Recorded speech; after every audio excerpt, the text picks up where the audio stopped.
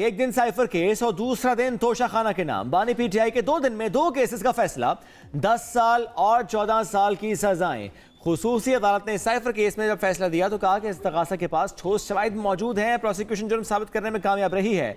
साबिक chairman PTI का ADC पर साइफर चोरी का इल्जाम। 342 के बयान में कहा, कमर जावेद बाजवा के कहने पर मेरे एडीसी ने साइफर चोरी किया, परेड ग्राउंड जलसे में कागज लहराया और सिर्फ खत का जिक्र किया। और दूसरी जानिब तोशाखाना केस में साबिक चेयरमैन पीटीआई और बुशरा बीबी को 14 साल कैद की सजा।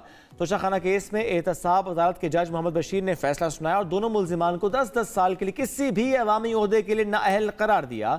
साबिक चेयरमैन पीटीआई और बुशरा बीबी को 1 अरब 57 करोड़ रुपए जुर्माना अदा करना होगा। इस फैसले पर सियासी मुखालिफिन, नून लीग हो, पीपल्स पार्टी, उनके रहनुमा ये कहते हैं कि बानी पीटीआई के पास अपील का हक मौजूद है, लेकिन अदालती फैसला तो बहरहाल मानना होगा और सजा से सबक सीखना होगा। हमारी सजाओं पर मिठाइयां बांटी गई, हमने ऐसा कुछ नहीं किया। तो इस सारे मामले पर आज हम बात करेंगे। हमें प्रोग्राम में ज्वाइन करें तर्जुमान पीटीआई रऊफ हसन साहब। रऊफ साहब अस्सलाम वालेकुम, बहुत शुक्रिया रऊफ साहब ज्वाइन किया। रऊफ साहब, जाहिर है किसी भी सियासी जमात को जब भी कोई अदालती मामला फेस करना पड़ता है तो रिलीफ ज़रा अदालत से ही मिलता है। आपकी जमात ज़रा तनकीद कर रही है अदालतों पर, रिलीफ तो ज़रा अदालतों से ही मिलना है, आपको तनकीद क्यों कर रहे हैं इन फैसलों पर? इतनी तनकीद कर रहे हैं जी इसलिए कि ये फ़ैसला ना आइन के मुताबिक है, ना कानून के मुताबिक है, ना इंसाफ के तकाज़ों के मुताबिक है। इसके अलावा और भी बहुत कुछ है जो शायद मैं इस पब्लिक प्लेटफॉर्म से ना कह सकूं। पता हमें हमेशा से था कि ऑब्जेक्टिव एक है कि खान साहब को इलेक्शन दौर से बाहर निकालना है, खान साहब को कैद रखना है, खान साहब को बाहर नहीं निकलने देना, पीटीआई को ख़त्म करना है, डेसिमेट करना है। ये सब चीज़ें हम पिछले 2 साल से देख रहे थे जब से उनकी हुकूमत जो है उसको रिमूव किया गया था। मोर पर्टिकुलरली फ्राम सिंस 9 मई, जबकि वो जो थोड़ा बहुत वायलेंस हुआ था जो उसके बाद से, तो ये दोस्त है, दीवार था ये कि ये होना है और हो रहा है। बहुत वायलेंस नहीं था, एक दिन ने पूरे मुल्क की डायनामिक्स को बदल दिया। ये वो वायलेंस हुआ था, हम उसको कंडेम कर चुके हुए हैं, दोबारा कंडेम करते हैं, लेकिन वहाँ भी इंसाफ के तकाजे जो है उनका सामना नहीं किया गया, उनको मद्देनज़र नहीं रखा गया। क्या हमारी डिमांड थी और हर एक constitution and law abiding citizen की डिमांड होगी कि आप एक इंडिपेंडेंट जुडिशल कमीशन कायम करके एसरटेन करें कि क्या हुआ था, कौन लोग हैं जिन्होंने ये किया, और फिर जो मुजरिमीन करार दिए जाएं उनको सज़ा दें। लेकिन किसी एक शख्स या 2 शख्स के पॉइंट करने से जी कि ये A, B, C और XYZ जो है ये इन्होंने किया है, ये तो इंसाफ के तकाज़ों के मुताबिक नहीं है और यही हो रहा है। 9 मई से हुआ क्या है, पीटीआई को आप लोगों ने पकड़ा है, हमारे लोगों को पकड़ा है, इन्फोर्स डिसअपीयरेंसेस हुई हैं, टॉर्चर किया गया है, उनकी पॉलिटिकल एफिलिएशंस चेंज की गई हैं। हमारे इस वक्त जो पॉलिटिकल लीडरशिप में कोई भी वर्चुअली बाहर आता है, अगर कोई आएगा तो वो पकड़ा जाएगा, इलेक्शन कैंपेन में हिस्सा लेने दी जाए, रैलीज नहीं करने दी जाए, हमारे नॉमिनेशन पेपर सबमिट नहीं होने दिए गए, हमारे प्रपोजल एंड सेकेंडर्स को अबडक्ट किया गया, उनको मारा गया, उनको टॉर्चर किया गया, रात के अंधेरों में आपने घरों को अटैक किया, चादर और चारदीवारी का तकद्दुस पामाल किया, लोगों की फैमिलीज़ को टारगेट किया। और इससे ज़्यादा क्या इस मुल्क की 76 साल तारीख में किसी पार्टी को टारगेट किया गया? और आप सवाल करती हैं कि हम क्यों सोचते हैं, क्या सोचें, और बताइए, आप बताइए, मुझे गाइड कीजिए। If you were in my place and you were in the place of one PTI worker, how would you respond? तो मैं तो सवाल करूंगी ना, ये मैं रिस्पॉन्ड तो नहीं कर सकती, रिस्पॉन्ड तो आपने करना है, मेरा सवाल है, आपने जवाब देना है। बिल्कुल करूंगा जी, मैं बिल्कुल। तो अगले सवाल की तरफ आते हैं। साइफर केस के हवाले से अगर बात करें तो अब अगला लाएअमल क्या है, क्या करेंगे? हमारे पास जी ये इट्स अ लॉन्ग हॉल, हमारे पास लीगल रेमेडीज हैं, उनको हम परस्यू करेंगे, हम हायर कोर्ट्स में जाएंगे, हमारे पास इस्लामाबाद हाई कोर्ट है, हमारे पास सुप्रीम कोर्ट है, हम उनको एग्जॉस्ट करेंगे। पॉलिटिकल पार्टी हैं, पॉलिटिकल डोमेन के अंदर रह के हम रिलीफ तो अदालतों से ही मिलता है। वो सब नकल मिल गई है कल के फैसले, इन अदालतों से रिलीफ मिलता तो मुझे नजर नहीं आ रहा जी। और दूसरी ऑप्शन है भी नहीं सर, तो उम्मीद ही नहीं है, तो फिर केस क्यों आगे हम जाएंगे? बिकॉज हमारे पास रेमेडी एक ही है, हमने जाना है, हमने अपने पास जो ऑप्शन है, हमारे कॉन्स्टिट्यूशनल ऑप्शन है, हमारे पास जो कॉन्स्टिट्यूशनल ऑप्शन है उनको हम एक्सरसाइज करेंगे as a political party. Barrister Gohar साहब कहते हैं कि कोशिश करेंगे कि एतमाद है अदालतों पर। नहीं, बैरिस्टर गौहर साहब कहते हैं कि हमें एतमाद भी है, वो कहते हैं कि हमें इसी साइफर केस में उम्मीद है कि हमें हाई कोर्ट से रिलीफ मिल जाएगा। हम इंस्टीट्यूशंस के ऊपर अपना एतमाद बरकरार रखे हुए हैं, हमें जजेस के कॉन्डक्ट के ऊपर ऑब्जेक्शन है, और अपने वकला पर, अपने वकला के ऊपर मैं क्या हमारी ऑब्जेक्शन? आपके वकला पेश नहीं हुए, जरा ये एक सवाल उठा, एक दिन वो नहीं गया, क्या उसकी पनिशमेंट ये है कि आप पब्लिक अटर्नीज जो हैं वो अपॉइंट कर दें?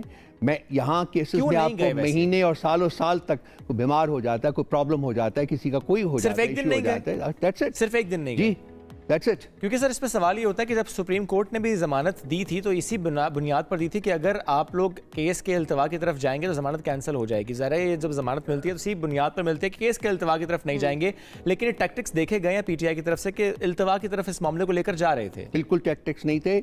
खान साहब एक दिन में 16, 18 केसेस भुगते हैं उन्होंने। आप मुझे पाकिस्तान की 76 साल तारीख में कोई एक केस साइट कीजिए, कोई एक पैरेलल केस बताइए। हमारे लिहाज से तो केसेस एग्जिस्ट ही नहीं करते हैं। They false, they fake, they frivolous and they are fraudulent. ये तो साबित करना है ना कि ये कर दिए हमने, साबित हम कर चुके हैं, लेकिन यहाँ इश्यूज और हैं।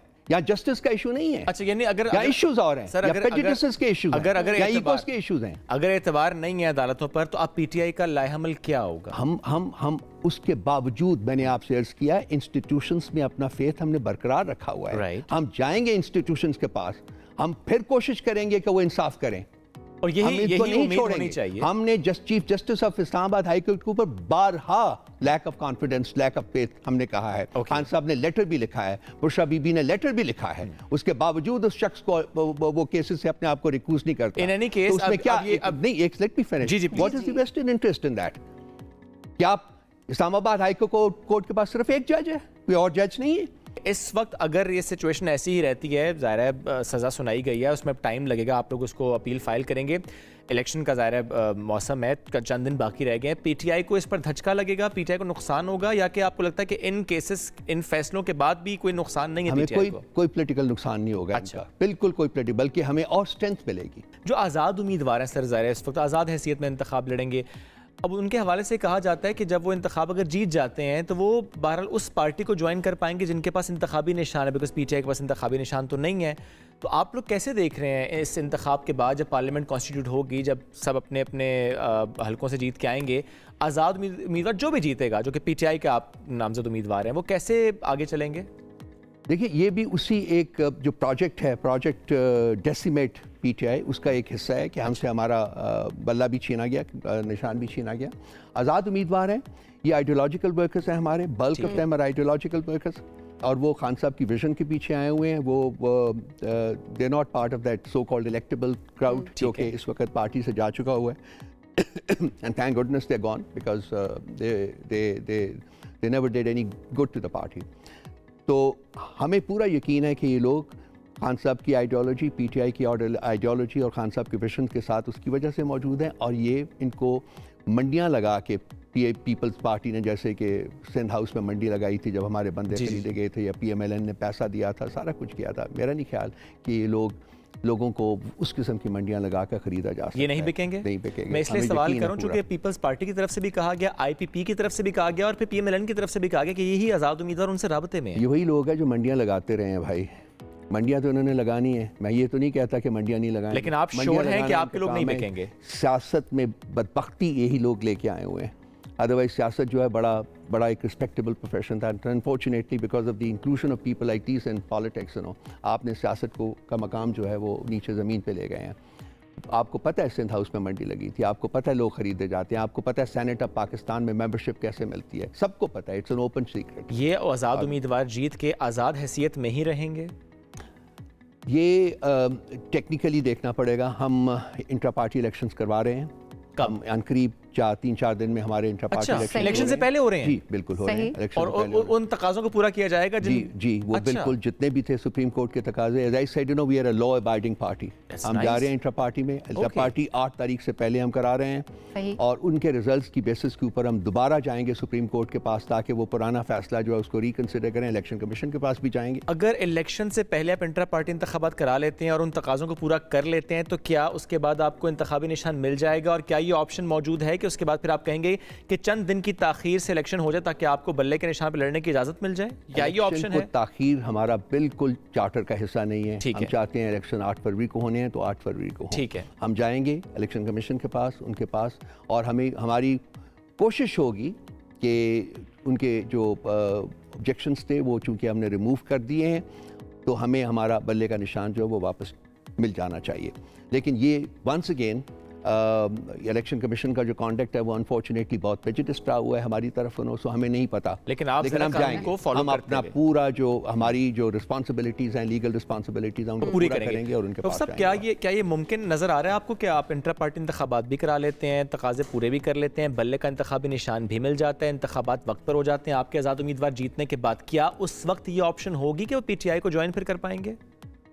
ये हमारे जो लॉयर्स हैं वो ज़्यादा बेहतर तरीके से इसके ऊपर डायलेट कर सकेंगे, लेकिन जहाँ तक मेरी अंडरस्टैंडिंग है वो ये है कि वो डेफिनेटली ज्वाइन कर सकते हैं पार्टी को।